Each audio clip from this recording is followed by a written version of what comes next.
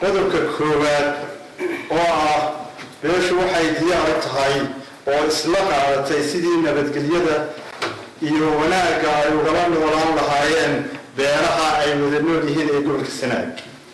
beerahaas sidii ay isugu xidhnaan lahaayeen oo wada qabsi iyo nabadgelyo ugu wada noolaan lahaayeen.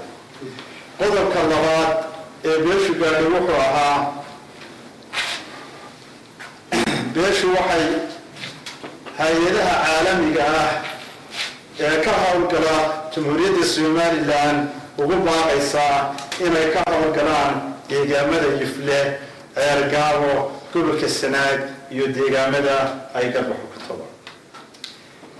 qodobka saddexaad wuxuu ahaa beeshu waxay dhiirigelinaysaa qarsoomidda shirweynaha beelweynta Muuse Saalax oo la filayo bishan gudaheeda isna inuu ka qabsoomo la helay ama tuulada la yiraahdo Doonyaha. beeshu waxay dhiirigelinaysaa barnaamijka waxbarashada deegaamadan iyadoo ka codsanaysa hay'adaha ku shaqada leh kor u qaadista waxbarashada iyo wax la qabadkooda. qodobka shanaad beeshu waxay diyaar u tahay wax ka qabashada dhibaatada lagu hayo deegaanka iyo gumaadka dhirta. maanta deegaankii waxaa hareeyay dabargoyn fara badan in lagu hayo.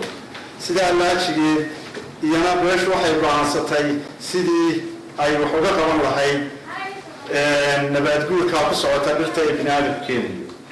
qodobka lixaad beeshu waxay astaysay inay lama taabtaan tahay hantida maguuraanka ah sida beeyada ama xijiga.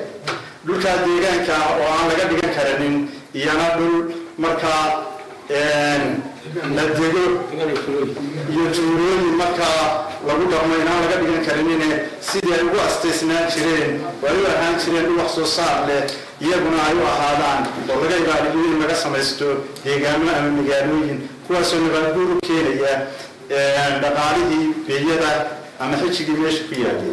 lixdaa qodob ayaan kusoo koobayaa qodobadii ay beeshu gaadhay.